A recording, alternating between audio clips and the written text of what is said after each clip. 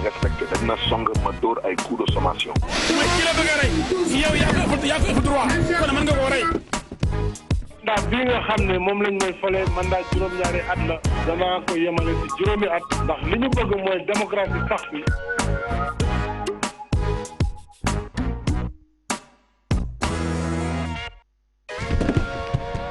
trop c'est trop mbir mi dafa ëpp léegi. audit yi d'accord nañ bu ñu sa jógee du audité samay doom ñaari doom yi nga xam ne liggéeyal nañu gouvernement bi. procédure la respecté dañ na song ma dóor ay coup de sommation. mooy ki la bëgg a rey yow yaa ko ëpp droit kon mën nga koo rey. ndax bii nga xam ne moom lañ may fale mandat juróom-ñaari at la danaa ko yemale ci juróomi at ndax li ñu bëgg mooy démocratie sax fi.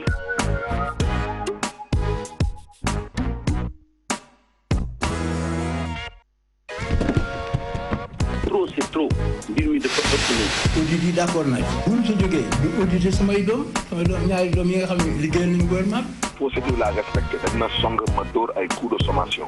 mooy ki la bëgg a rey yow yaa ko ëpp droit.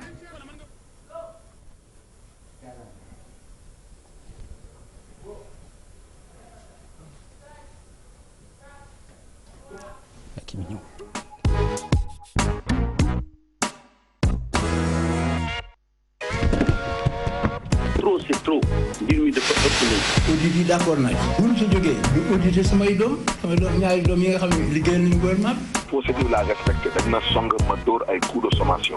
mooy ki la bëgg a rey yow yaa ko ëpp droit kon mën nga koo rey.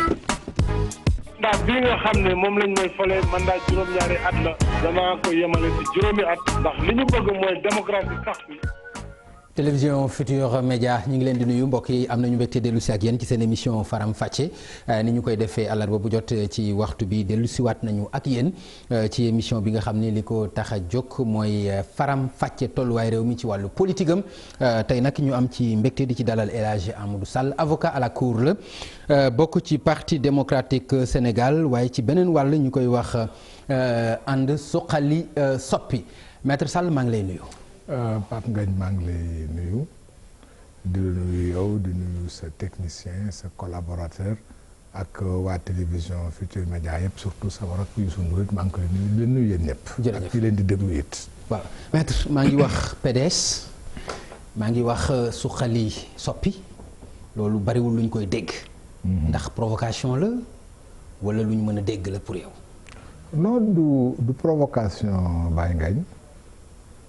ñun dañu bokk PDS àdduna day dox ci biir PDS ñu parti bi di doxee ñu toog ba jamono ñëw ñu xoolaat suñu bopp xool nu muy doxalee ñu ne ci biir dañ ci defar benn mouvement bu ñuy woowee suqali soppi may fàttali rek ne loolu ci PDS du lu bees yaa ngi fàttaliku bu ñu nekkee pouvoir mas nga fa dégg ñu daan génération du concret amoon na ci biir yooyu jamono pouvoir la ñu nekkoon mënoon nañu wax ne mi ngi ci biir wala nekkul ci biir jamono yooyu weesu it déggoon ngeen ñuy wax ay mouvement karimiste kon dafa fekk ne soo nekkee ci biir parti am nga sañ-sañ am say xalaatu bopp file ak xalaat yooyu ak xalaatu parti bi ñoo méngoo nañu nga am say xalaat nekk ci biir parti bi ñun nag ñu ngi PDS ci la ñu gindi ci yàgg nañ ci. waaye du tee ñu am mouvement ci biir. waaw maître. wax nga ni jamono dafa dikk mouvement bi tax suqali soppi mais dafa am lu ko jiitu. waaw dafa may coppite. yu am ci doxalinu parti bi. waaw ndax coppite yooyu dafa laale ak li waral seen mouvement wala laalewul. ndax am na cër buñ la ci joxoon nga delloo ko. sa morom ñu am cër buñ ko ci jox mu delloo ko. keneen ñu am cër buñ ko ci jox mu delloo ko. ndax loolu da ngeen a ànd gedd. beru wala lan moo am. déedéet mat du gedd. dama jàpp cër yi boo ko delloowee lan moo ci mën a nekk déedéet da nga déedéet ma dikk Baye Ngagne. dañu bokk PDS. bi ñu bokkee PDS ñuy dox. jamono ñëw mu am lu ma président Wade jox. mu ne ma dafa li ma yoroon ci biir def ci yokk def ci may porte parole am ma nangu ko it. ñu dox ba ci biir mu am yeneen coppite yu ñëw bu coppite yooyu ñëwee ñu am ay changement yu ñu def ci ni PDS doon doxale ñu jàpp ne noonu ñu ko doxalee méngoowul ak charte PDS te nanguwuñu ko it. waaw bëgguma dellusi ci détails yi ku sañ a nangu sañ a bañ parce que ay nit ñu libre lañu bu boobaa lañ ma joxoon ci ndombal tànk. ma teggi ko ma summi ko. ne summi naa ko waaye du tee. ma toog biir PDS ba kara ñu may wax ne bokkuloo.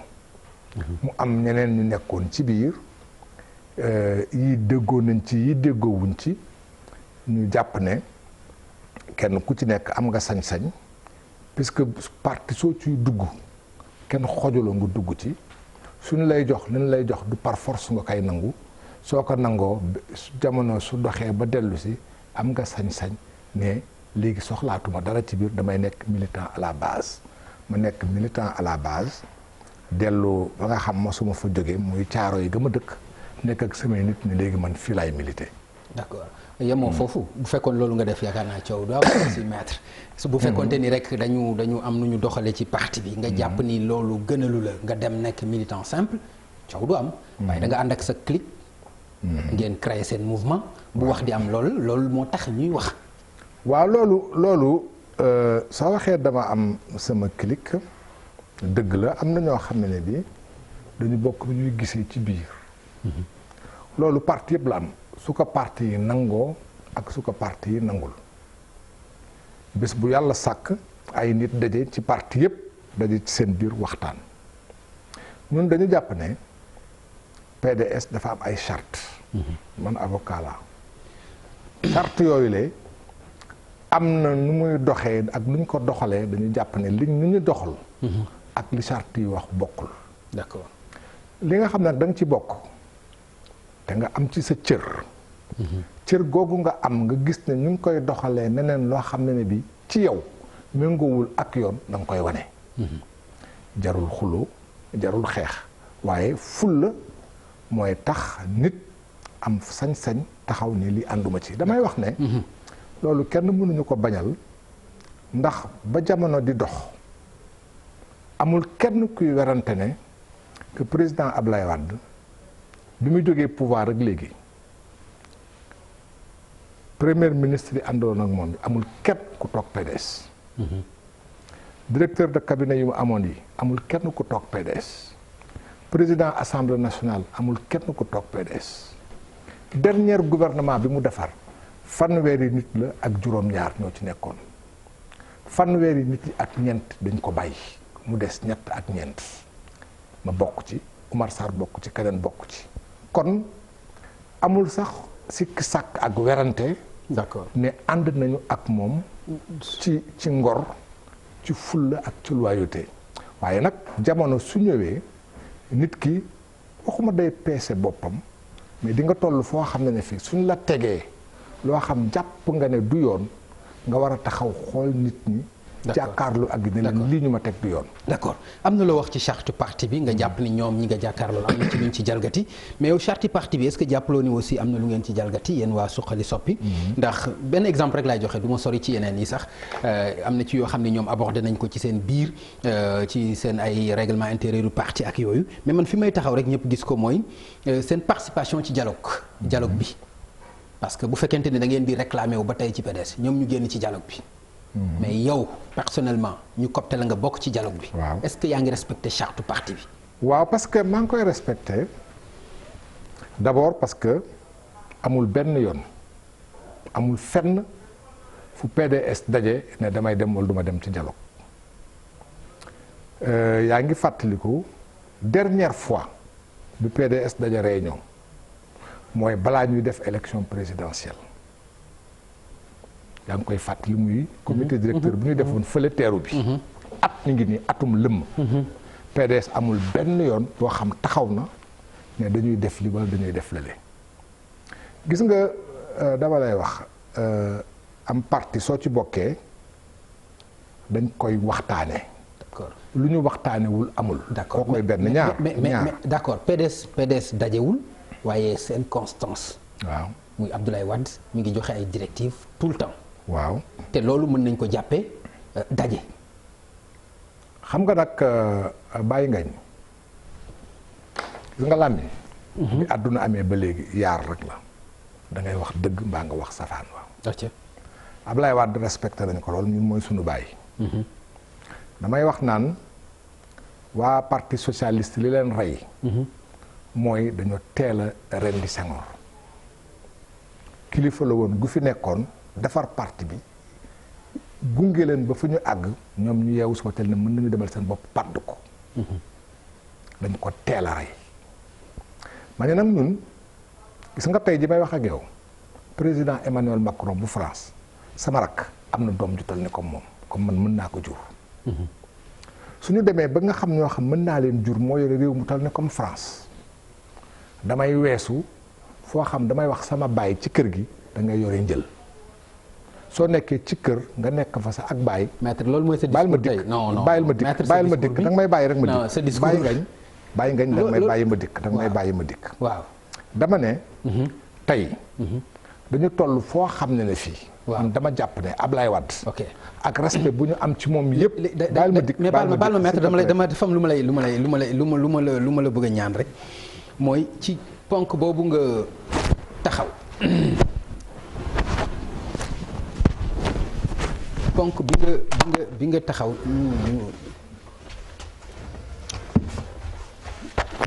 ñu baal ñu mu changer un peu micro bi rek ñu baal ñu mu changer micro bi voilà merci vieux jërëjëf yaa ngi doog a wax ni dafa jot pour que président Abdoulaye Wade ñu noppal ko loolu nga bëgg a wax. bokk na ci dama bëgg a wax ne man li may wax du ma ko ragal fii laa toog man ak yow nga laaj ma est-ce que Abdoulaye Wade du ngeen ko à la traiter ma ne la duñ ko à la traiter parce que dañ ko soxla dañuy soxla xelam. léegi fii nga toogaat fii bëgg ma wax leneen dañuy soxla mu tey nga bëgg fi toogaat bëgg ma wax leneen. baal ma dikk. lan moo changé ci diggante bi s'il vous plaît. dama ñëw ci diggante bi lan moo changé. ci diggante bi li changé ci ñun la. ok ci ñun la parce que dama jàpp ne. nit ki soo koy gunge Ablaye Wade daf ñuy gunge. dafa am gunge ak jiitu. nit ki soo koy gunge da nga koy gunge. président Ablaye Wade pour man daf ñuy gunge suñu baay la suñu kilifa la soxla nañ ko waaye ki ngay gunge. dafa am loo xam cër mu moomal boppam. ma jàpp ne suñu toogee atum lëmm. dajewuñu benn yoon. ok du moom rek te ñu mën a demal suñu bopp du moom mi ñuy gunge moom rek mooy taxaw ni fi ngeen di jaar li ngeen di def wala li ngeen di def dañuy sopp su amee lu ñuy wax ñu toog ak moom ñu waxtaane ko. maître ñu léegi maître dama bëgg nga baal ma nag. parce que sa wax ji dafa théorie bi dafa bëri te man comprendre ma ci dara parce que waxu gunge nga may wax te parti bi dafa am ay charte. moom mu nekk secrétaire général bi. ba tey waxuñu ku leen di gunge fu ngeen di yem ak loolu. tant que mi ngi nekk secrétaire général bi ngeen koy nangul mu leen di jox instruction te loolu ba tey dégguma fenn foo xam ne loolu dañ na mais lan moo fi indi gunge ak lan moo fi soppeeku ci diggante dama la ne encore une fois Baye Ngagne. da nga ma wax ne da nga ma laaj. waaw ci dialogue la ñuy wax. waaw. ma ne la suñuy charte bëgg na ay décision yu mel noonu. ñu toog ñu daje ñu waxtaane ko. te ma ata ngi nii PDS amul benn instance régulière bu ma sa daje. nga ni ma président Wade décidé na. waaw ma ne la décidé na waaye du moom moo ñu war a décider. damay wax rek. parce que dañuy wax ci ay charte maître nag aussi man d'accord nag yow ci li nga bëgg wax de li ngay wax xam nga laa mënul d'accord bàyyi nga nag mënoo toog di ma laaj. waaw mu bàyyi ma toog waaw d'accord. dama la ne suñ ko mayoon démb la nga mayee mën nga ko nangu suñ ko nangu woon démb mën nañu toog ne tey jii nanguwuñu ko. ndax dañu bëgg ñu waxtaane ko lu am solo la dama la jox benn exemple lu tax man ma participer ci dialogue bi damay wax ne. benn ba ñu invité sëriñ si. mais loolu tooñ la de li ngay wax. di nga ma bàyyi ma dikk tooñ la ci participer ci dialogue ak. bàyyi ngañ xali soppi. bàyyi ngañ soo ma mayul ma wax doo ma déglu. d'accord da nga may déglu. dama ne. damay jox ay exemple dañuy woo sëriñu Sénégal yëpp ne leen dañu bëgg bokk ci dialogue bi. laaj leen sëriñ Babacar Sy Mansour jël sëriñ Mansour Sy Abdou ne moo ko fay teewal. Serigne Ablaye Thiaw Laye jël Seydina Issa Laye Thiaw Laye ne moo ma fay teewal Monseigneur Benjamin Ndiaye jël Abbé Alphonse Seck ne moo ma fay teewal. yow ku la fa yebal. ma dikk bàyyil ma ñëw nga dem Touba bàyyil ma dikk nga dem Touba il faut xam ma may nag non mais exemple yi nga joxe comprendre naa ko. bàyyi ngañ waaw baal ma bàyyi ngañ d'accord di nga ma may ma pare. d'accord ok. Serigne Mountakha. buñ ko waxee mu woo famille yu Touba yëpp. ci lu ñu wax ak liñ ko fa teewal lu mu wax.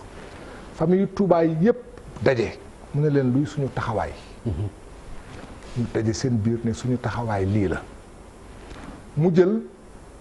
kenn ci ay doomam mu ñëw ci ouverture bi ak document écrit bi ñu paree mu jël Serigne Cheikh Ahmadou Mbacké Badawi muy doom ci Serigne Fallou ne na ko fa teewal ma ni man personnellement man Amadou Sall suñ ma woowee ci dara ma gestu gis fa Serigne Ablaye Thiaw Laye mu teew ma gestu ma gestu gis fa Serigne Babacar Sy Mansour mu toog ma gestu gis fa Serigne Mountakha Mbacké mu toog ma gestu gis fa Abbé Benjamin Ndiaye mu toog ma gestu gis fa Serigne diine yëpp toog ma gestu gis fa opérateur économique yi gis fa syndicat yi su ma fa yebalee dinaa ci kontaan boole ci nag. non ku la fa yebal boole ci man ki ma yebal soo xoolee liste bi bâtonnier de l'ordre des avocats moo ma fa jël ne fa naa fa teewal avocat yi. ok man sa wàll bopp bâtonnier des avocats. moo ma jël ne ma naa fa teewal avocat yi. loolu c'est important nga wax ko. ma dem fa teewal fa avocat yi. may wax ne. kon teewuloo fa en tant que suqali soppi. suqali soppi ma nga fa ma nangul suqali soppi nekk fa Oumar Sarr bokk na ci ñu fay teewal man ma teew fa au titre du bâtonnier des avocats waaye su ma suqali soppi ne woon ma dem fa dinaa fa dem damay wax lu leer. may wax ne encore une fois à partir du moment. u PDS dajewul su doon PDS daje na mais bu leen dem dinañu waxtaan lu tax duñ fa dem dinaa wax ni ma xalaat ndegam nag dajewuñu pour wax diw day dem wala diw du dem ku fa dem sa bopp nga fa teewal ku demul sa bopp moo tax nga demuloo waaye kenn mënul wax ne PDS moo ma fa tere ndax PDS terewul kenn mënul wax ne PDS moo ma fa yebal parce que PDS yebalul kenn. waaw PDS war na am responsable moral muy Abdoulaye Wade. responsable moral muy kii jiite. waaw koo gis ci àdduna day jiite. kooku kàddoom. déedéet bu fekkente ni yow mënuloo ko jox boobu gëdd. man mënatuma comprendre nga ni militant nga ci boobu kàddoom parce que kii jiite. waaw su doon dañu nekk ci tarixa wala ci groupement boo xam dañu am koo xam ne kii mooy suñu chef. buy décider à notre place. kooku su décidé ñu topp ci waaye parti politique lépp lu ñu fay def dañ koy voté nit ñi dañuy daje dañ koy waxtaane noonu ngeen ko doon defee ci PDS. noonu lañ ko doon doxee kaay ma nett noonu la doxee kaay ma nett lu fi indi constance. kaay ma nett loolu ma soo gis benn yoon ci PDS ñu bind ko Idrissa Seck Idrissa Seck jamono ba mu nekkee numéro 2 nekk secrétaire directeur de cabinet président Wade moom moo waxal boppam on a qu'une constance kooku waxam la bu ñu jël waxu nit ne wax jooju mooy waxu parti dafa am charte PDS amul benn yoon nga dégg diw mooy constance am nañu nag kilifa. maître tey charte yi nga indi de. waaw charte laay indi parce que nit ki soo jaaxlee tey charte yi nga indi de. nit ki soo demee ba àdduna dox. da ngay dellu ci charte yi da ngay dellu ci ay charte xam nga tey su ñu doon àtte nit ci l'islam mën nañu wax ne nangu woon nañu lii doon nañ ko doxalee nii waaye su demee bu métti ñu nga ñun tukkuleur. d'accord ñun pël dafa am lu ñuy wax su waxtaan wi méttee rek ñu ne ko def tere wi lu téere wax ko def tere wi demal ci tukkuleur yi su nga tukkuleur yi ñun suñu ay sëriñ dañ leen respecté dañ leen fonk waaye suñu sëriñ ñoo bokk ak ñoom fu ñu jàngee ñu respecté leen pour lu ñu doon ak lu ñuy jiite waaye suñu warantee rek su warante jotee rek kenn ku nekk da ngay indi téere ñu ne ko def tere wi lu téere wax kon ñu ne ci politique suñu demee ba werante am dañ naan leen ko def tere wi lu charte bi wax charte bi dafa wax ne dañuy déggoo kaay ma nettali la 1989 président Wade dafa dem discuter ak Abdou Diouf dem bokk ci gouvernement xaw ma yaa ngi koy fàttali wala xëy na gënoon nga nekk gune fekkee woo ko dafa def conférence chambre de commerce di wax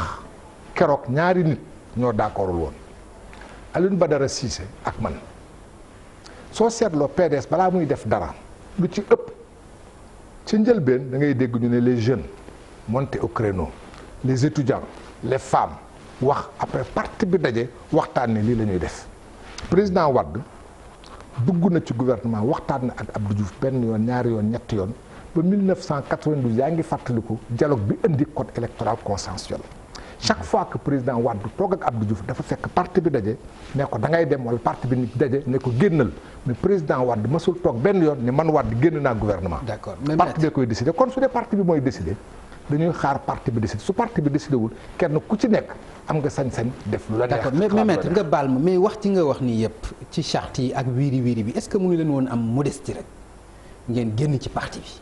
déedéet man nga c'est-à-dire affaire bi jeex parce que li ngay wax nii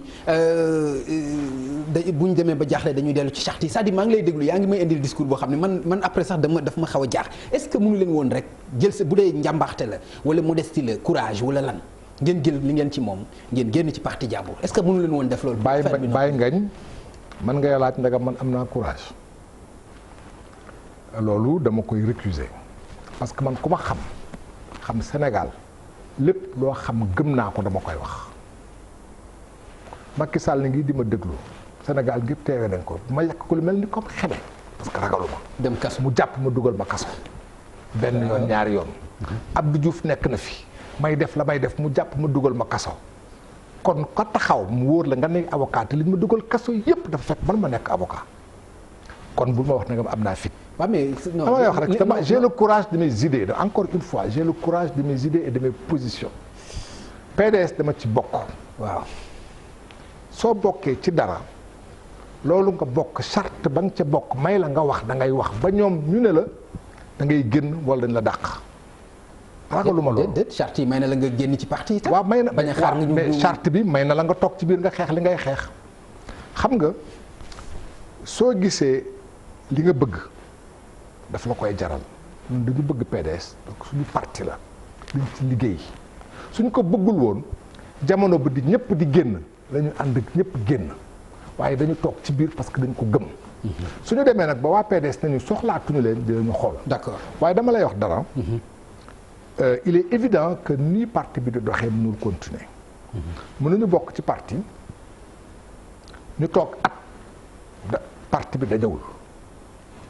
ñu toog at kenn xamul fu parti jëm te réew mi di dox loo teg loo téye nit ne la bàyyil mu indi ay werante su continuer évidemment jamono su jotee ku nekk di nga jël sa responsabilité. d'accord waaye fi ñu toll. ñun dañu revendiquer dañ ci bokk. et nous l'assumons et bés bu ñu toogee ba gis ne wa ilaa dañ ci xat mënatuñu dem wala wa ilaa nu muy doxee méngoowul ak nu ñu gisee àdduna te xeex bi ñuy xeex ci biir. daf ñuy perte ce temps su boobaa dinañ jël suñu responsabilité su jaree génn ñu génn su jaree toog xeex lu ñu koy olof ñafe ci biir lu ñu koy ñafe dañ koy def. seen est-ce que du yéen tey ji pouvoir bi ngeen gën a jege que Abdoulaye Wade Macky Sall. xam nga man tey parce que loolu ñoom ci boppam waa PDS njort nañu ko ba presque jiiñ nañu leen ko. est-ce que du yéen pouvoir bi ngeen gën a jege. xam nga man du ma wax du ma tontu xam nga dama ma ci tontu PDS. ñun ñëpp ñoo ko gisandoo dialogue am ak waxtaan diggante président Wade ak président Macky Sall. ñu toog wax président Wade yëkkati loxo Macky Sall ñu daje benn yoon mu gunge ko ñu dajawaat waxtaan def communiqué kon tey suñu taxawee du ñu wax da ngeen jege wala jegewu leen loolu ay man du ma tontu ci loolu li ma mën a wax rek lenn la.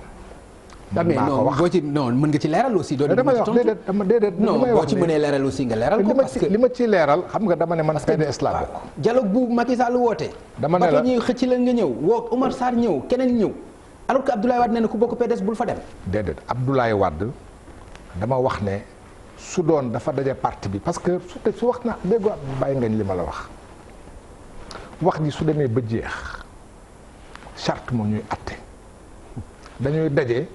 ci kuréelu parti bi ñu waxtaan ba déggoo ci kaddu su ñu déggoowul donte ne Abdoulaye Wade nga tudd sa kaddu la yow dong man jàpp naa su ma mënuma déglu foo xam ne fii kenn laajuma li may xalaat danga may laaj li ma xalaat ma wax ko su ñu nekkee ñett ñaar ñi ne lii la ñuy def man ne defuma ko ma xool waaye suñu ñëpp su ñaar ñu ne lii la ñuy def kenn ne duñ ko def ñu xool waaye mënuñu toog nekk junni nit ñaari junni nit téeméeri junni nit benn nit dong ak koo mënti doon ñëw taxaw ne nii la ñuy defee. dama bëgg li nga may wax nii moom vraiment ay ree la ma def jaaxal na ma trop mu jóge ci yow maître man non mënuma xam nga laa mënut a comprendre nii nga simplifier Abdoulaye Wade tey mënuma ko comprendre maître bàyyi ngañ simplifié wu ma Abdoulaye Wade dama wax ne Abdoulaye Wade mooy suñu secrétaire général national ko kenn warante woo ko moom la ñu jël ñu jiital ko ci parti bi waaye su amee lu ñuy wax dañ koy waxtaanee. mais yéen a yem ci parti bi yéen ñaar. loolu c'est-à-dire que ku loo ci yem kenn ku ci nekk déedéet yemuñu parce que kenn ku ci nekk dafa am loo ci yor dañ ko jox lu ma joxul dañ ko jox ne mooy njiitu parti bi mooy secrétaire général moom la parti bi jox sañ-sañ mu convoqué ñu ne dama bëgg ñu waxtaane lii. d'accord.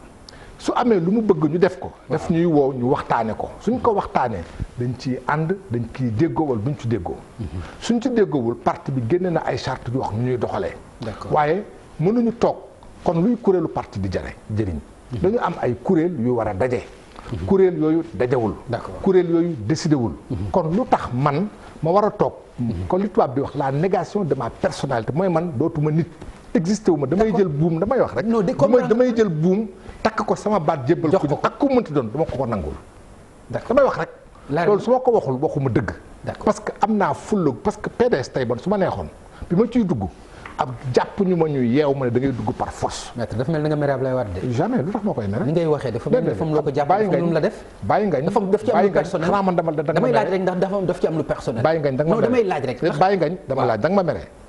dafa am lu ci personnel da nga ma mere. xam nga mere woo ma yaa ngi may laaj ma yow ma wax da nga ma mere donc Ablaye Wade su ma ko meree dama ko naan dama ko mere xam na ko Ablaye Wade mënuma ko mere Ablaye Wade mooy suñu njiit mooy suñu kilifa waaye du tee su ma d'accordul ak dara dama naan d'accorduma su ma nekkoon sama kër sama baay ne ma lii ngay def ne ma da ngay julli fekk ma julli ba pare ma kaan papa julli naa ba pare mën naa ko ormal mën naa ko respecté waaye am naa sama personnalité ci biir kër gi am na nu muy doxalee waaye suñu génnee ci kër gi ñu war a daje toog waxtaane dara dañ koy waxtaane dafa am loo xam ne bi moom mooy dogal am na loo xam dañ koy waxtaane d'accord mbirum réew mi fu réew mi jëm man sama bopp dama ci am sama xalaat d'accord kenn amul sañ-sañ koo mën ci doon ci àdduna tey jii fi réew mi toll ne ma réew mi nii lay demee yow lii nga ciy def te li nga ciy def kenn du la ci kenn du ci laaj sa xalaat te fi ngay jaar par force d'accord naa ku sañ a nangu sañ a bañ d'accord am naa sañ-sañ bañ d'accord xam naa ni ñi nga xam ne ñoo ñuy seetaan war nañu xam ni actualité politique nationale am na solo mais PDS aussi bu ñu amee responsable bu mel comme yow baax na ñu taxaw faram-fàcce tolluwaayu parti démocratique Sénégal gannaaw bi nga xamee ni am na ci lu ci xew ci seen biir mais suqali soppi boobu depuis quelque temps itam dafa dal amatul benn yëngu déggatuñu leen ci dara daanaka ci lañ gëj a dégg sax ñi ngi ko déggoon rek juste bi nga xam ne yéen a ngi ko créé ak lu xew ci diggante bi. waaw xam nga bàyyi nga soo waxee loolu man danga may jaaxal. ndax def nañ fi ay réunion yu bëri. dem nañ fi Ndar dem nañ fi Dagana. li ngay wax loolu aussi yàgg nañu tamit. déedéet bàyyi ko ay 2 mois. mais waaw ëpp na 2 mois. bu ñu mujjee jege na 3 mois waaw ba tey autour de 3 mois. xam nga àdduna. pour man da nga naan ma démb wala bari ki démb. déedéet fu ñu toll li ci ëpp nit ñi ñu ngi doxal lu ñuy doxal ci terrain bi. xam nga politique dafa bari ay façon am na politique boo xam da ngay dem ci base di def ay réunion de comité. réunion comité kenn du ko yëg. am na politique boo xam ne bi da ngay def ay manifestation publique conférence de presse manifestation la meeting réunion publique d'information mais mouvement buy jóg juddu évidemment da nga koy implanter dans un premier temps da ngay def lu spectaculaire lu nit ñi di gis ñu ne tiens ñii de am nañu nit ñii de ñu ngi yëngatu loolu pour ci njëlbeen ci tournée bi loolu ci njëlbeen la soo jógee ci loolu da ngay def travail de terrain parce que parti wala mouvement affaire politique mooy nga dem wax ak nit ñi déggoo ak nit ñi di daje ak ñoom di wax foofu lañ ci toll boole ci loolu muy benn ñaareel bi tey jii soo ko xoolee ci kujje gi parti yi def meeting bëreetul parce que am day dafa jamono gi ñu toll lu ci ëpp ci parti yi ñu ngi ci dialogue yi. te dialogue bi wax dëgg neex yàlla dafa di loo xam ne dafa diis. d'accord ndax dañu am juróom benn commission yenn commission ñu def ko ci ay sous commission ñuy daje. tey def naa ñaari réunion démb ñetti réunion la ñu amoon. donc dialogue bi moom moo bloqué seen animation. non bloqué wu ko de c'est que dañ ci dafa am principaux responsables yi. dañu nekk ci dialogue bi. d'accord Oumar Sarr a ngi ci dialogue bi Babacar Gaye ngi ci dialogue bi maa ngi ci dialogue bi. Ahmed Fall Brahim déedéet ñu ci bëri dañ ci nekk. ñu ci bëri parti yi d'accord est-ce que buñ ci jógee du ngeen dugg ci gouvernement bi. loolu xam nga. est-ce que buñ ci jógee du ngeen dugg ci biir gouvernement bi. bàyyi ngañ loolu accès guñu ci xam nga dialogue bu ñuy tàmbalee dialogue bi àggagul ñuy waxtaan bi sotteegul xamuñu ndegam dinañu déggoo lu ñu ci déggoo mënuloo wax luy xew ëllëg xamuloo ko. damay laaj rek dama lay tontu. waaw da ngay laaj ma lay tontu soo li may wax. soo nangoo laaj nga nangu ma tontu. d'accord mais lu mën a nekk la seen dugg ci gouvernement loolu xaw ma ci dara notamment yow mi fi nekk personnellement man xaw ma ci dara buñ la ci prié woon. xam nga déedéet ça dépend. yow déedéet dama lay wax rek. buñ la ci prié woon déedéet ça dépend rek xam nga tey soo toogee ñu ne la kaay nga nekk transhumant nga dugg ci pour dugg ci su dee loolu la amul njëriñ. amul njëriñ xam nga àdduna politicien lan moo am njëriñ. non réew mi lu ñuy def tey. waaw buñ la nee kaay nga liggéey réew mi li ñuy def accès guñu foofu xam nga parce que ñu ngi waxtaan ci réew mi nañu déggoo ci réew mi ba pare. d'accord loolu mooy urgent. déggoo bi ci réew mi bu fekkee dugg ci gouvernement bi daf ciy bokk kaay ma nett la déggoo ci réew mi. xam nga déggoo ci réew mooy déggoo ci réew. waaw mooy ànd liggéey réew mi. déedéet. mu ànd liggéey réew mi déedéet kaay rek li ñuy waxtaane dafa am solo. gis nga dialogue bi dafa amoon dialogue politique. loo xam commission politique moo ko doon def. parti yëpp ci bokk. benn parti rek. maître da ngeen xëj ci dialogue bi de. yéen waa Suxali Soppi. non loolu dafa am solo. sama laaj boobu. bàyyi ngañ soo bëggee nag waxtaan wi neex. waa baal ma dañuy déglu. d'accord maa ngi jéggu dama la ne. dialogue politique parti yëpp ci bokk. parti yëpp benn parti moo fa yónniwul ay représentants muy PDS. Abdoul Mbaye nga fa. Mamadou Lamine Diallo nga fa. Ousmane Sonko nga fa. Idrissa Seck nga fa. Pape Diop nga fa. ak ñeneen ak ñeneen. dialogue politique boobule dafa am yu bëri yu mu décidé benn bu jiitu bi mu décidé ñëpp d'accord ci. Sénégal yëpp dañ ne woon mënuñu dem élection ak fichier électoral bi. dialogue politique bi d'accord ne fichier du ma seen porte parole damay wax rek li ñëpp xam. ñu ne parti yëpp d'accord nañu majorité d'accord na pour ñu defar fichier électoral. par un organisme indépendant appel d'offres international. sur pièce et sur place benn. ñaar parti yëpp d'accord ne ndagam loolu la dañuy dàq élection yi ba ñuy pare loolu muy ñaar ñett parti yëpp d'accord ne le maire dorénavant dañ koy élire au suffrage universel direct ak yeneen kooku dialogue politique la. dialogue national démb représentant xalif général de Mouride bi mu ñëwee dafa am lu am solo yu mu fa génnee ci njàngale diine.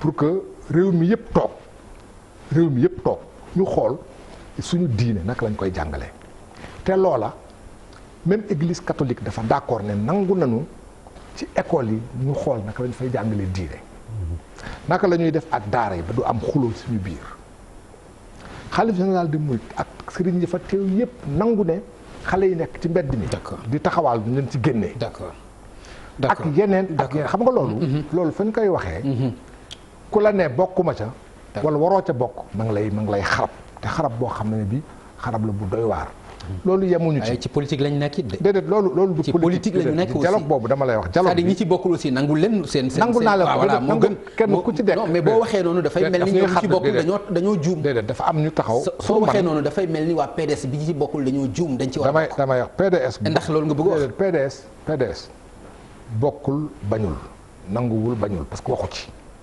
comme PDS am na biir PDS ay responsable yu ne demuñu am na ay responsable yu ne dañu dem waaye PDS en tant que parti toogul ne day dem ok man sama xel dina dal dama koy wax encore dama koy baamtu su ma gestoo gis Serigne Mountakha yónnee ma gestu gis Serigne Babacar Sy Mansour yónni. ma gestu sa tontu bi man sa tontu bi ma Demba Sock toog. sa tontu bi ma Demba Giro toog. Cheikh Diop toog da ngay toog Bay di Agne toog. Sénégal gépp toog. d'accord ñëpp toog. ñuy toog di waxtaan waxuma ñuy waxtaanee. politique. ok wax naa leen suñuy toog di waxtaanee nañu jàngale diine. loolu bokk weesu na politique. suñuy xool naka la ñuy def terroriste yi. ñuy dégg. ban position la ñuy am pour ëllëg. ñu fànq ko. d'accord loolu am na solo. ci dialogue politique bi ci lañ waxtaanee mbiru Karim Wade ak Khalifa Sall. waaw loolu boobu man bokkuma ci commission boobule. mais ñu ngi ciy waxtaanee def posé nañu problème bi xam naa ne fan yii di ñëw dinañu ci waxtaan. xaw ma nag lan lañ ciy décider parce que bokkuma ci. waaye loolu am na solo parce que dialogue politique la dialogue bi dafa am dialogue national. biir dialogue national mu am dialogue politique. yaa ngi nekk avocat Karim Wade ba tey. déedéet parce que xam nga àdduna. c'est-à-dire moom moo la ci génne waaye loolu yaa génne sa bopp génnewuma ci man maa ci xam nga dañu toog. waaw damay laaj rek si maa ci génn. yaa ci génn waaw maa ci génn te ndax ma génn ci lu simple la dañu dem ba Karim sama rakk la bi sama baayu jiitle gaañoo woon na ma jaale ma. président Wade woon na ma jaale ma parce que sama baay la sama xarit la it. waaye xaritoo ak politique bokkul. politique mën ngeen dem ngeen bokk ndey ak baay nekk sukk ci añ ci benn añ ngeen añ fa ngeen jóge fa ngeen féewaloo. dama jàpp ne suñu demee ba jamono jot man ak moom ñu am ay contradiction ñu féewaloo ci lu am solo te déggoowuñu ci dañ koy tirer les conséquences. parce que tirer les conséquences. waaw mooy non mooy. nga génn ci défense waaw parce que mooy da ngay nit da ngay honnête. da nga ko bind wala da nga ko wax wala nan nga ko notifié non waxuma ko dama ko benn yoon lañ ma doon laaj sa benn confrère ne ma est-ce que yaa ngi ciy continuer man mënuma ci continuer avocat yaa ngi continuer avocat yi xam amuloon bu gën a élégant non loolu beneen débat la xam nga loolu am na loolu ça dépend rek am na solo mais maître na nga baal ma mais mi ngi bëgg a personnel seen diggante ak les Wade si mi ngi bëgg a personnel ak les Wade c'est-à-dire waxal rek ñu comprendre lan la. parce que wax nga ma léegi ne ma làmmiñ dafay wax dëgg wala mu wax lu dul dëgg. doon noonu nga ma ko waxee. xam nga Baye Ngagne. waaw waxtaan bi su dee dafay neex encore une fois dañuy déglonte. d'accord dama ne. Karim politique moo ñu boole. dañ ci déggoowul. ci politique. li tax déggoowuñu ci lu bëri la jarul ñu ci dellu si.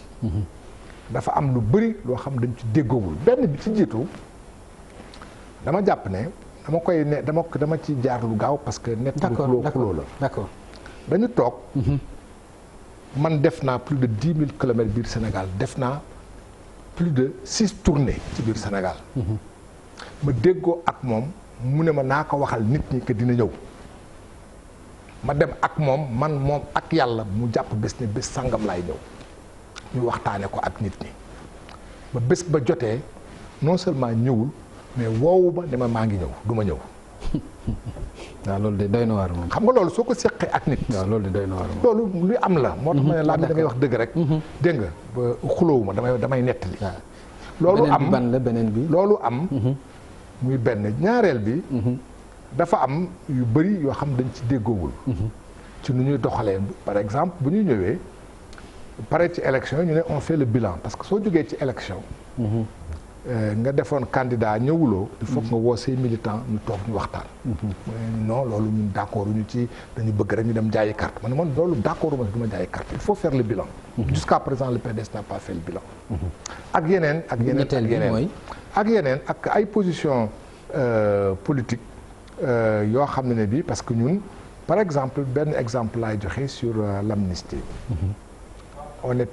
il n'était pas demandeur nous étions tous d'accord que moom du ko ñaan comme grâce bi ñu koy gracier dañ ne woon il n'est pas demandeur waaye suñu ko joxee du bañ ñu toog ba ci digg bi mu ne léegi bëggatuma loolu fekk déggoowuñ ci mu ne léegi dafa bëgg ñu réviser procès ne ko bisimilah mekk fan la ñu téye Macky ak juge yi pour wax ne dañ koy attewaat te suñu ko attewaatee ñu koy atte dañ koy bàyyi ñu ne suñ la amnistie du tee parce que dañuy dem élection def candidat conseil constitutionnel ne moom mënul nekk candidat juróom-ñaari at ñu génn ci mbedd mi di xeex joxewul dara loolu ñu doon xeex suñ ko amnistie élection prochaine 2024 mu war a nekk candidat mu ne bëgguma.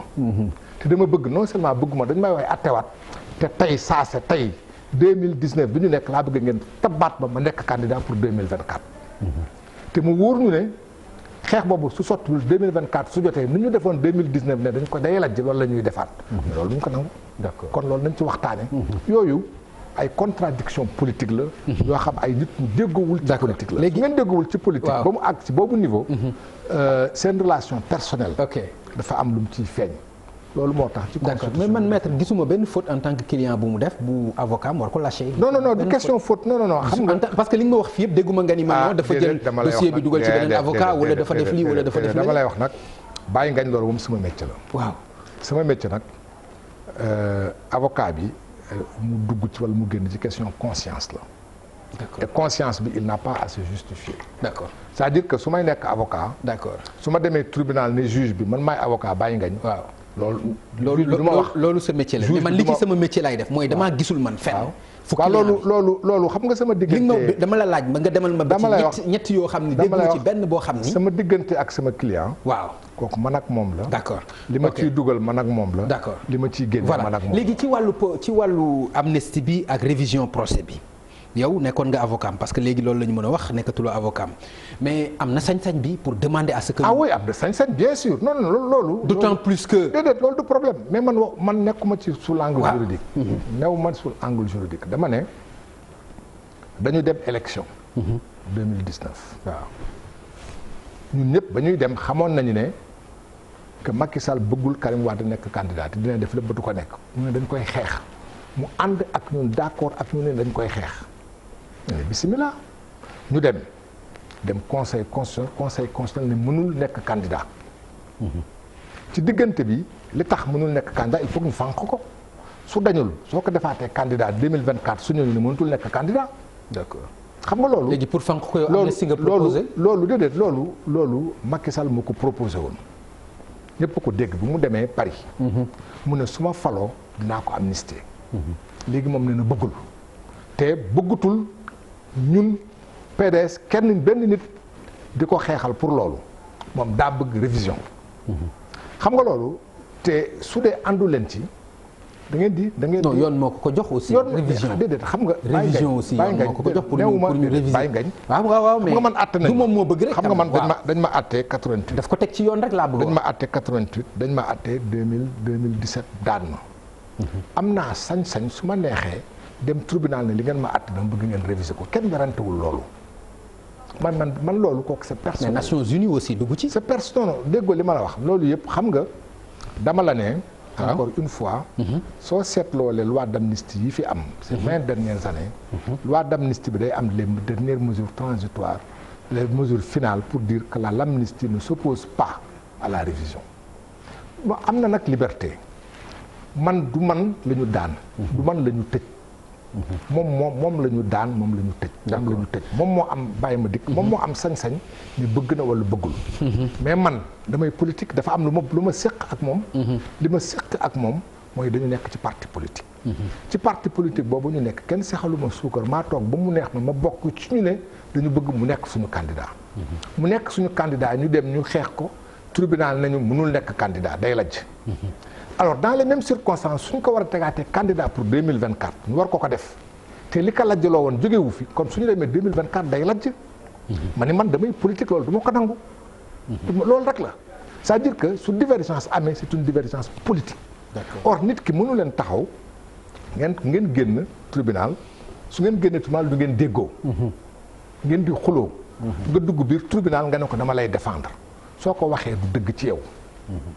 soo ko waxee soo ko defee du dëgg ci yow. dégg nga kon nit ki da ngay def li méngoo ak sa xalaat lu méngoo ak li ngay wax le sens de l'honneur et de la dignité. pour man sama dignité ak sama honneur loolu la. donc loolu c'est personnel. ni ma taxawee personnel du ma ci dem noonu la amee personnel am.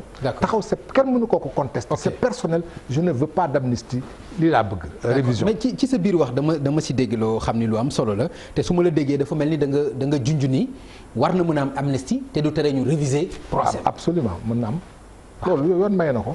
d'accord kon yow boo sañoon day nangu amnistie bi. ci sa sañ-sañu bopp laa wax de waxuma moom la muy bëgg. moom mooy décider xam nga man man dama leen laa mën dama kooku du avocat bi mooy wax politicien mooy wax. dañuy ànd parce que Karim Wade il n'est pas seul ñun la àndal on est ensemble. suñu àndee fa ñu jëm ñooy bokk di fa dem. dama naan nag soo àndeek nit biir bi di daw. dawul du ma xelu. man du ma xelu. booy gunge borom biir buy daw bu dawul bul daw. ah dafa fooy daw jëm. d'accord loolu leer na li maître Sall wax nga léegi ci dialogue national bi loo xam ni am na importance nga junj ko mooy ay décisions yoo xam ni politique yi jël nañ ko lu ci mel ni par exemple fal le maire ci suffrage direct loolu mën nañ jàpp ni réforme yu consolidante su ma juumul. mais est-ce que loolu mën nga ko méngale ak li ñuy dégg ci statut de Dakar par exemple nommer le maire de Dakar par décret. ndax loolu ànd na ak décision. non àndul parce que maire de Dakar maire yëpp d'ailleurs que kañuy fa ñuy tànnee xam dañuy fal. gis nga politique yooyu politique du jox ndombal tànk la. politique amul juddu amul xam-xam amul alal ñëpp a yem benn nit benn voix loolu mooy politique.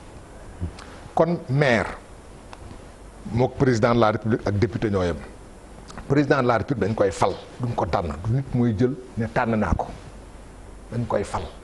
maire dañ koy fal.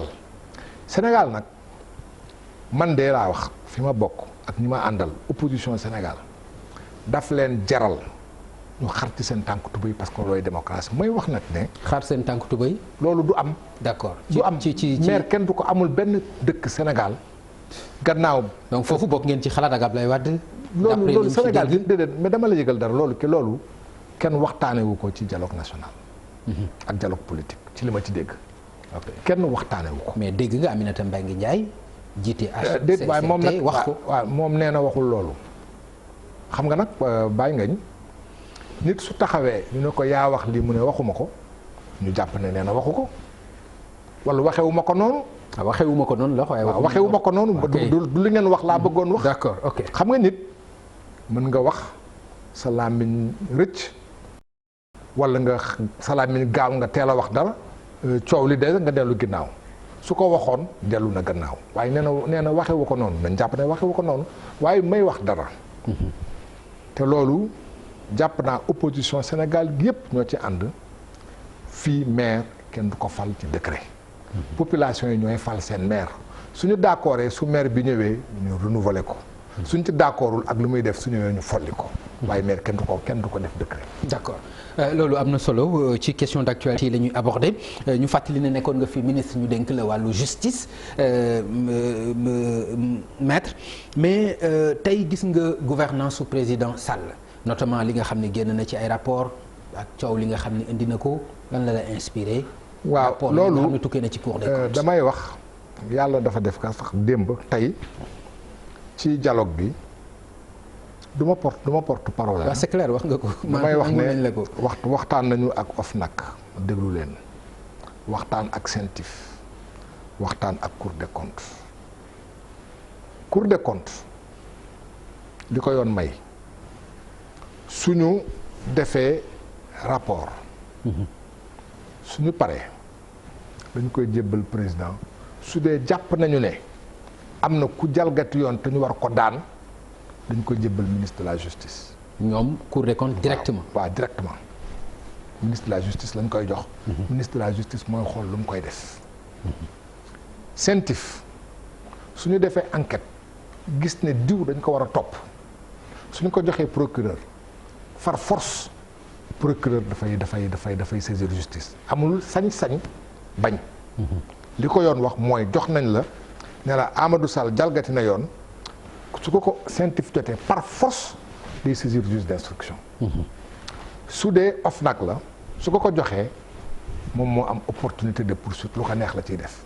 kon Cour des comptes suñu xoolee li yoon wax def nañu seen rapport jox nañ ko gouvernement.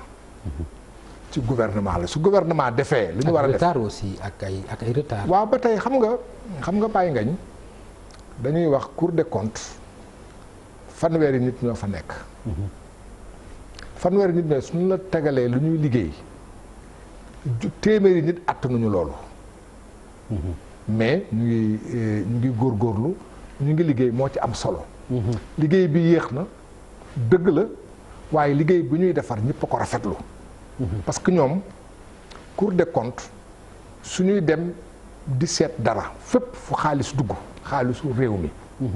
fépp fu mu dugg ñoom am nañu sañ-sañ dem saytu fa te suñu fay dem kenn du leen yebal ñoo yebal seen bopp kenn du leen yebal gis nga tey jii fii te GFM bi su leen gouvernement joxoon dërëm ci subvention dërëm ci subvention Cour des comptes am nañu sañ-sañ dugg fi xool dërëm boobu fu mu jaar te suñu fii ñëw kenn du leen yebal ñooy yebal seen bopp kon kooku te suñu gisee ne xaalis bi jaar na foo xam ne fii dafa jalgati yoon dañ koy jox ministre de la justice ne topp leen pour ñu daan leen léegi ministre de la justice mooy def liggéey wala du ko def su ko defee baax na su ko deful it def na lu ko warul mais damay wax dara Sénégal dañu dañu yàkkamti souvent CENTIF def na rapport jébbal na ko ministre de la justice nañu xaar ministre de la justice wax lan la ciy def ndegam da koy topp wala du ci topp day saisir justice wala du ci justice waaye du ne jox nañ ko rek ñu ne toog nañu diir gisuñu dara kon dañ koy xarab nañu xaarandi ba xam fu ñu jëm waaye Cour des comptes li muy def daal liggéeyam képp koo xam ne ki da nga bokk ci droit ngay xool li ñuy def da nga koy rafetlu may yëgal ne nag ñoom li ñuy seen liggéey bi ñuy def bi maa ngi dégg sama confrère kenn ci samay confrères yi dem na fa fan yi ñoom avocat dafay dem teew fekkee lépp ba nga xam lépp ci yoon lay jaar CENTIF naka sa noonu OFNAC it ñu ngi def seen liggéey. léegi en général ci bonne gouvernance ak transparence est-ce que président Sall ak gouvernement def nañ ci ay jéego pour yow.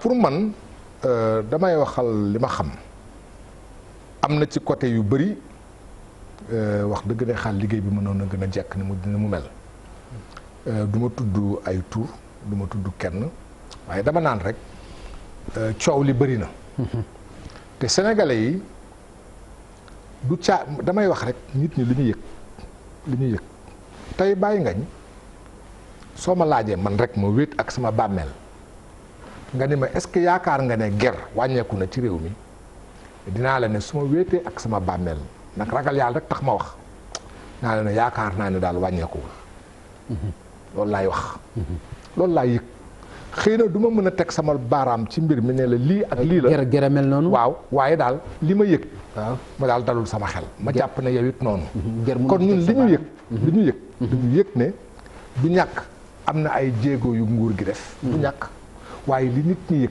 des na ndegam loolu rek la su doon sax la ñu liggéey bëri na waaye suñu yëg-yëg suñu xel dalul ça veut dire que liggéey bi lu bëri des na ci kon mënu ma wax ne def nañu effort du ma ko wax dama naan li ma yëg kon kay defuñu effort waa déet na moo tax xam nga waxin la parce que xamul tax ma koy wax pourquoi nga koy raay damay maandu bi laa xamul comprendrewul man da nga wax xamul tax may maandu bi dafay bëgg nuru leneen quoi xamul tax may maandu waaw mais day nuru leneen de maandu da nga laaj da nga ma ne Amadou Sall ma ñu la naam nga yaa fi nekkoon ministre de la justice waaw loolu dëgg la moom soo ma ne yaa doon ministre de la justice di kilifa xam ne suy wax lépp lu muy wax dafa war a leer dañ lay déglu doo taxaw rek di tëlli naan woy gars yi sàcc lañu du ma wax loolu dëgg la dama naan li ma yëg li ci des li mënuma ci teg sama baaraam parce que dégg naa damay lire journaux yi dégg naa lu sa confrère yi di wax waaye loolu ay wax la bokkul ak dossier bu ma teg sama bët wala boo xam dañuy ñëw teg indil ma ay firnde bu mu mën a taxaw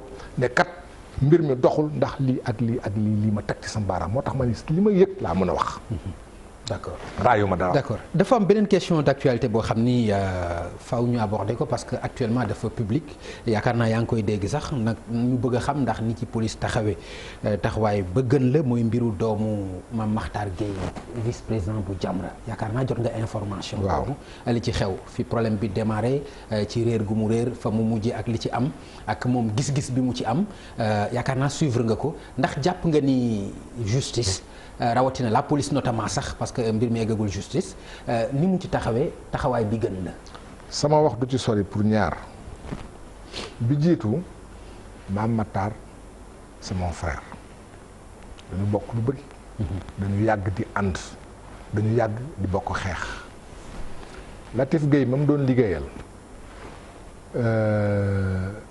baayam Abbas Gueye sama xaritu baay la woon sama baay nekkoon fii infirmier Sandial ma yàgg dem seen kër kon lu ko dal rek dal na ma te li ma ciy liir ci doom ji ak lii ak laa ak duñ koy attaqué dama koy naqarlu ba ci kanamu yàlla dama liir sànq mu ne sama doom mën na bañ a bokk man ci sama xeex kon bu kenn utiliser sama doom di ma attaqué man tamit dama di baram njaboot ma am ay doom yi ma jur ak ñi ma jural démb rek barki démb maa ngi mayee sama doomu rakk bi topp ci man weer wële passé laa maye rakkam kon ma ne dama am njaboot kon ku amee njaboot yu mel ni su amee da ngay sabablu di ci wax jàmm di ci wax lu dal te gëw ma ne it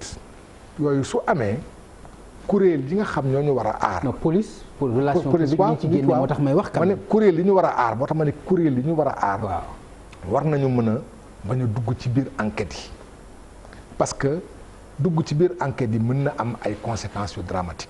yooyu du caageen dama naan police dafa am tort. dañuy waxal yàlla rek mais xam nga le corps suy agir ab nit mooy agir fii benn nit ci ñi fiy liggéey mën na def naka su dul noonu. waaye du ñëw rek ñu def ko ñu ne waa GFM yépp la ñuy attaqué. d'accord nit ki li mu def mënoon na bañ a am. ndax enquête bu door xale boo xam ne bi xale la waa am na lu ñu ci war a mën a aar. am na lu ñu ci war a mën a wax lu ñu ci parce que kenn ku ci nekk ci ñun da nga am njaboot da nga am doom. tout à fait te soo amee njaboot am doom doo yeewu suba teel rek suñu xale yi suñuy doom lañu. suñuy doom lañu ñoo mel ni ñu mel ñun. xëy na ni suñu ay baay bëggoon ñu mel. bañ cay toll meluñu ni. dëgg la dex nañu ci diggante bi am na ñu jubadi woon jub. am na ñu juboon xaw a dëng am na ñu dungoon jubaat. d'accord adduna moo demee noonu. donc am na loo xam ne bi daal. du ma ko rafetlu. d'accord am na ci loo xam ni itam ñun ñëpp daanaka dañ ciy bokk xalaat xëy na bu ñu posé débat bi li mu public moo waral ñu posé ko. ak moom itam ni mu interpellé police ba demandé sax démission wu kenn ci lieutenant yi ndax doxalin boo xam doxal na ko moom Matar Gueye loolu moo tax ñu abordé question bi dégg naa li nga ci wax wax nga ni Caaroy nga dëkk ku wax Caaroy wax géej ku wax géej wax mool loolu itam daanaka moo am Ndar coow li nga xamoon amoon na fa ci Guet Ndar ba am ci ñoo xam ni dem nañ ci kaso licence de pêche yi mujj génn loolu itam gis nga ko lan nga gis licence de pêche yi moo doon jiitu wala pour yow coow li mënoon na ñàkk. waaw pour man gis nga dafa am ñaar yu ñuy wax loolu aussi waxtaan nañu ko keroog ci dialogue bi dama jàpp ne nit ñi am na loo xam ne bi dañ leen koy wax muy dëgg man sénégalais la dëkk Caaroy am ay mbokk mool am naa ay doomu mool frontière dafa am diggante Sénégal ak Mauritanie dafa am Mauritanie réew mu indépendant la moom mooy xool nu muy doxalee réewam dëgg la mu war a am nag ñun suñu diggante jàmm damay wax naan dama koy wax lii Sénégal def Sénégal moo ko def ci mu jaarale ko ci Macky Sall ñëw mu pour éviter histoire mu ne man nangu naa man Sénégal man ak Mauritanie gaz ba nekk côté boobu la ñu xaaj ko Mauritanie am genn wàll ma am genn wàll. loolu 50-50 waaw ni ko premier ministre waxee loolu suñ ko defee. jaadu na. ñu wax ak waa Mauritanie discuter ak ñoom ne leen dañu leen baaxaleen ñu lu ñu toll. parce que pétrole bi ak gaz bi ñuy séddoo te xëy na mënoon na bañ a am moo ëpp solo. ay licence de pêche ay licence de pêche. d'accord kon rokku mi rokkaani la rek. ay loxoy kayor day weesoo. donc loolu diplomatie moo koy loolu diplomatie moo koy waaye fi nekk diplomatie di loolu laaj na nga am un état fort. ok kii un état boo xam ne. aussi ñuy wax ak seen population dëgg. comme ni ngi ni bu ñu jegee woon ñi nga xam ne ñooy nappkat yi wax leen ko. loolu dañ leen koy wax. ba pare nag loolu benn la ma jàpp ne ci côté boobule waroon nañu gën a mën a wax ak nappkat yi expliquer leen. ne leen ba kaso du ci am ay yàq du ci am ñaareel bi. dama lu may wax toujours dama naan Sénégal c'est vrai yenn saa yi ñu ne ñu ngi lakk dëkk bi mais lakk dëkk léegi lan la. bu njëkk man bi may nekk gune suñu grévé benn car du dox dañ leen toj lakk leen particulier am sa oto jënd ko sa xaalis xale yi sànni ko xeer toj ko lakk car rapide lakk bus loolu lañ doon def bu njëkk loolu amatul su amee it néew na su mettee ba metti nit ñi pëna la ñuy taal ci tali bi man ñu taal pëna mu 2 minutes saxaar si génn ñu ne lakk nañu dëkk bi moo ma gënal nit ñi di génn di sànni ay grenade ak di lakk ay bus ak di lakk ay kër maa ngi fàttaliku ma koy naqar lool sama baay Ablaye Diaw Chimère këram dañ ko attaqué woon gaa yi lakk ko mu naqari ma lool yooyu am na fi loolu amatul kon su nit ñi génnee di manifester baax na aussi ñu mën a force de sécurité yi mën a circonscrire mbir mi xam affaire bi lan la su dee ay nit ñi manifester rek la surtout Guet Ndar dafa xat te mool nag dañu am fit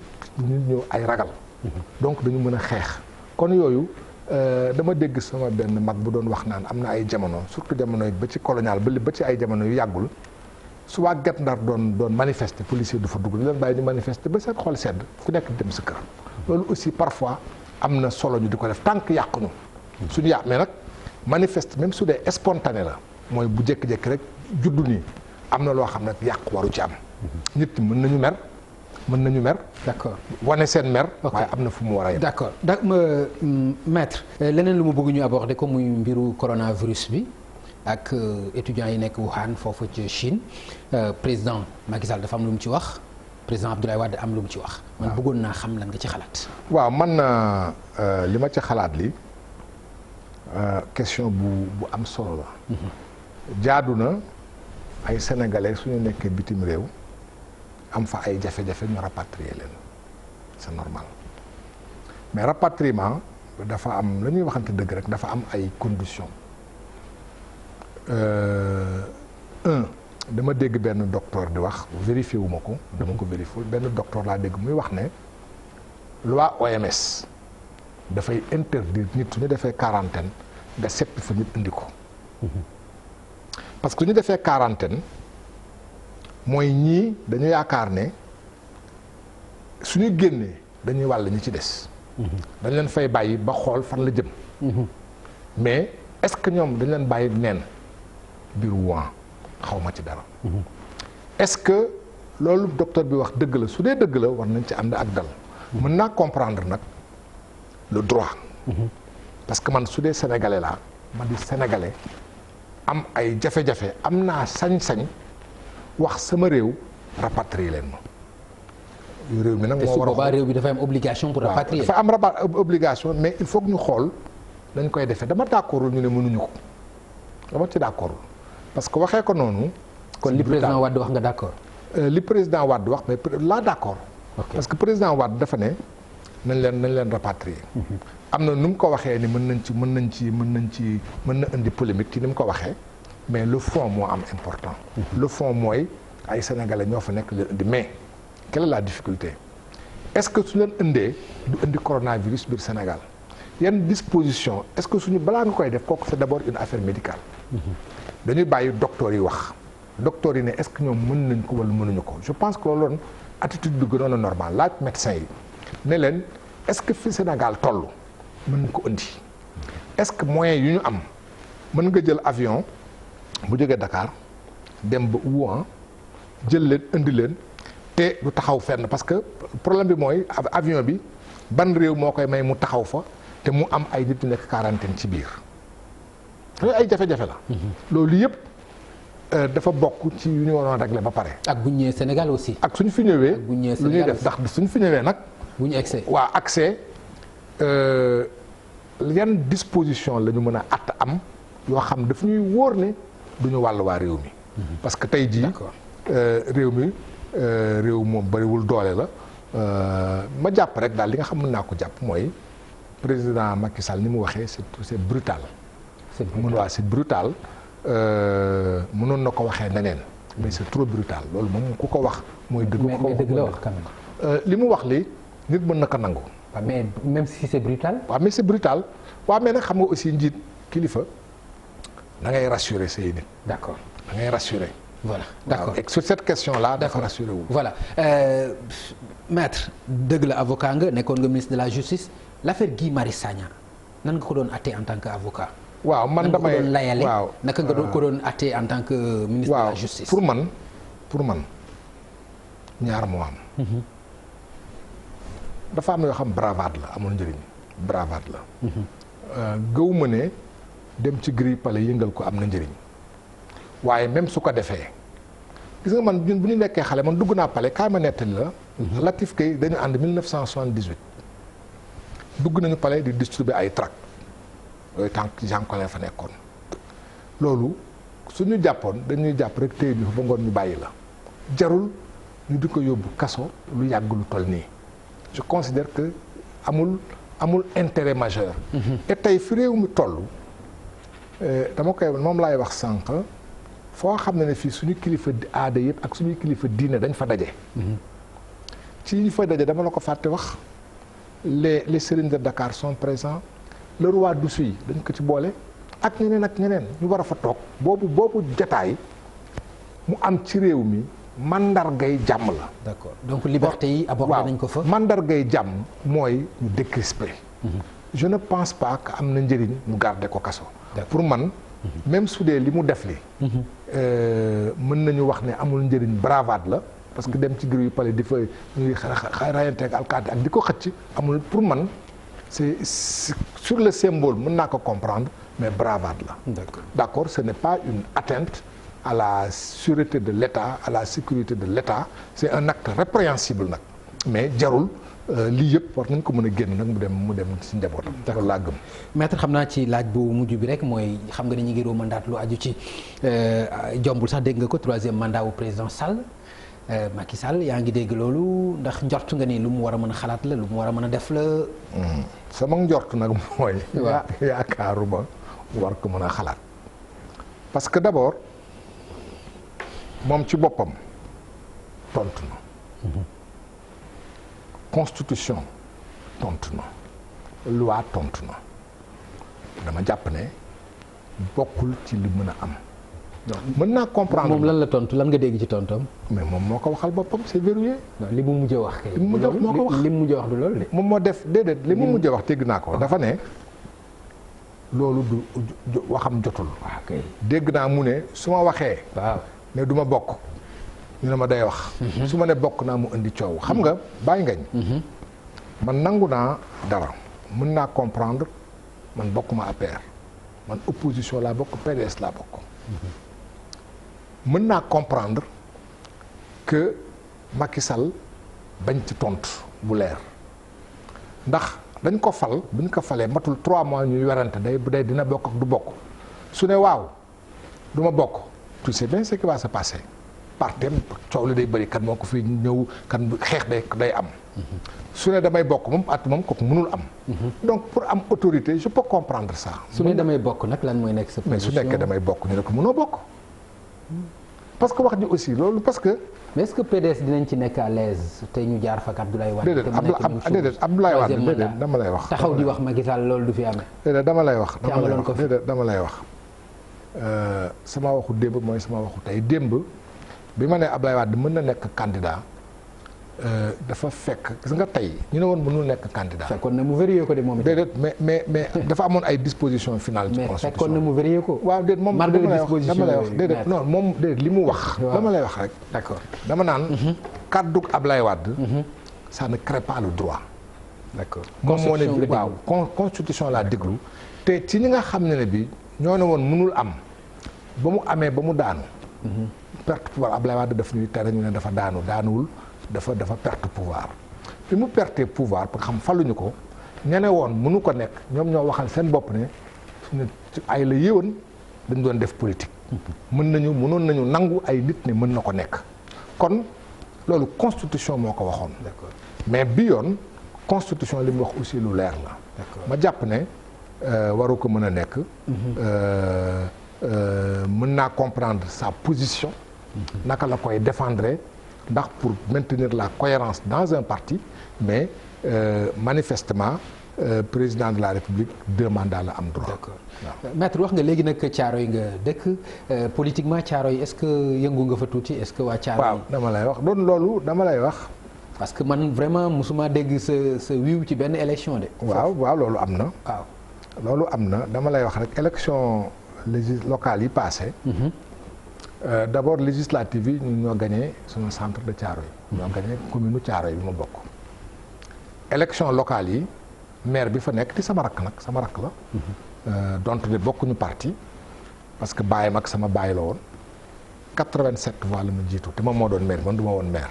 le maire en exercice n'a eu que 87 voix de plus que moi te PDS amoon 5 listes kon man jàpp naa ne suñu xayma li fa PDS am. dëgg la moo ëpp lu fa keneen am. waaye fal moom ak viiw yàllaa koy joxe yàlla moo ne woon du ma nekk meeru Thiaroye bëgg naa ko te ndax ma bëgg ko dafa fekk man mu ko waxee ci tubaab. le royaume mais découragé wulu découragé. déedéet gis nga Thiaroye. yaa ngi koy waajalaat fi mu nekk nii. loolu ça dépend de waa Thiaroye dañu may liggéeyal naka lañ koy gisee. ak waa Thiaroye ak sa ambition politique. waaw loolu yëpp ci la. loolu yëpp ça dépend. mais sa ambition politique moo ci ëpp solo. waaw loolu yëpp am na ci solo. mais pour man encore une fois foo xam ne fii pour man mooy sama fi ma xam. fi ma bokk. muy Thiaroye parce que fa laa juddoo fa laa màggee fa laa jàngee ay jikkooy Thiaroye laa amee su ñu ko waxee ci tubaab j'emporte le stigmate. fu ma toll dama koy wax. te lépp loo xam ne bi jàpp naa war naa ko mën a def.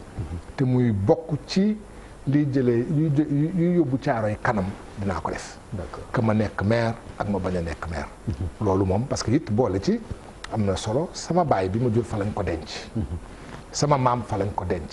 samay gannaaw kenn ci sama mag yi génn àdduna ñu denc ko Maliko ndax fa la sama yaay nekk samay mag ak samay rakk yi génn àdduna yëpp ñu leen denc Thiaroye. kon wax dëgg neex yàlla dem jàpp ci liggéey bi Thiaroye loolu am na solo ci man. d'accord jërëjëf maître Amadou Sall ma bàyyi la bu fekkee am na message booy wax ak askan wi nga yeggale. waaw dara tàggoo rek et puis tàggoo la et di la gërëm. ci invitation bi nga ma fi invité et ma lay féliciter aussi dama koy wax parce que su lépp demee ba jeex nag yow sama jarbaat nga. loolu dëgg la. et damay rafetlu saa yi ma ñëwee wax la ko damay rafetlu di ngay liggéeyee. di nga ñu gëtan lool c'est normal mais dama lay ñaanal rek dama naan rek doomu ñay kenn du ko ñaanal mu rëy dañu ko ñaanal mu gudd fan ndax su guddee fan rëy. jërëjëf kon mbokk yi mu nekkoon maître El Hadji Amadou Sall bokk ci parti démocratique Sénégal waaye bokk itam ci mouvement boobu di ànd suqali soppi moom lañ doon dalal tey ci seen émission Faram Facce ak télévision Futur Média ñu koy gërëm moom itam wax dëgg yàlla ci disponibilité am ndax xam naa ni am na ci xat-xat yu mu nekkoon waaye terewul mu ñëw ànd ak ñun ci émission bi loolu ñu ngi koy apprécier bu baax maître Sall di la ci jaajëfal mbokk yi ñu leen di jox rendez-vous incha allah àllarba ba di ñëw bu ci àllandee jërë ngeen jëf. liggéey nañu gouvernement.